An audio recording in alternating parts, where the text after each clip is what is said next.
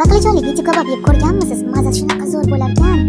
Keling, retseptni siz bilan bo'lishamiz. Baqlajonni ko'rsatilgandek qilib kesib, yog'lab tuz sepib, pechga 5-10 daqiqaga yumshaguncha yuboramiz. Mana tayyor qiyma borida qiyma ustiga qizil bolgarskiy hamda piyozni go'sht matalagichdan o'tkazib olamiz. Chesnok, tuz, paprika solib aralashtirib olamiz. Sotib olgan baqlajon ustiga qiymani tekislab, rulet qilib o'rab olamiz. Ruletni ko'rsatilgandek qilib suv tortamiz. Mazali bo'lib pishishi uchun sous tayyorlab olamiz. Sariyada tomatni qovuramiz, tuz, shakar solamiz, suv solib qaynatib olamiz. 5 daqiqa qaynagach, ruletlarimizni duxovkaga qo'ysa bo'ladigan idishga joylab, ustidan sousimizni qo'yamiz. Yarim soatga pishirish uchun pechga yuboramiz. Oradan yarim soat o'tdi. Mazali to'y bilan dasturxonga tortib, ko'pchani sug'uramiz ustidan yoritilgan